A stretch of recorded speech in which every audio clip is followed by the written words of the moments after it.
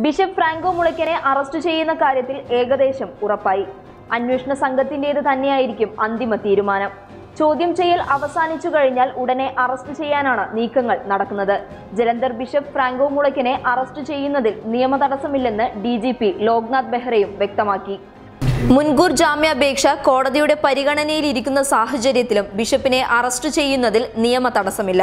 അന്വേഷണ സംഘം ചോദ്യം ചെയ്യൽ പൂർത്തിയാക്കിയ ശേഷം ഇന്നോ നാളെയോ തീർച്ചയായും തീരുമാനമെടുക്കുമെന്ന് ബെഹ്റ പറഞ്ഞു. സെപ്റ്റംബർ 18-നാണ് മുൻകൂർ ജാമ്യാപേക്ഷയുമായി ബിഷപ്പ് ഹൈക്കോടതിയെ സമീപിച്ചത്.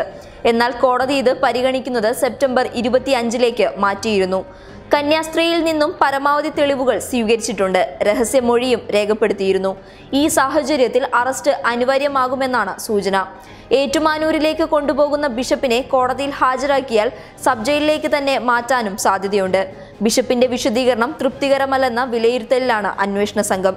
കുറ്റസമ്മതത്തിന് തയ്യാറാകാത്ത സാഹചര്യത്തിൽ കന്യാസ്ത്രീയുടെ രഹസ്യമൊഴിയുടെ പശ്ചാത്തലത്തിൽ അറസ്റ്റിലേക്ക് പോകാനും അന്വേഷണ സംഘത്തിന് കഴിയും. വൈദ്യപരിശോധനയ്ക്കുള്ള തയ്യാറെടുപ്പും സ്വീകരിച്ചതായാണ് റിപ്പോർട്ട്.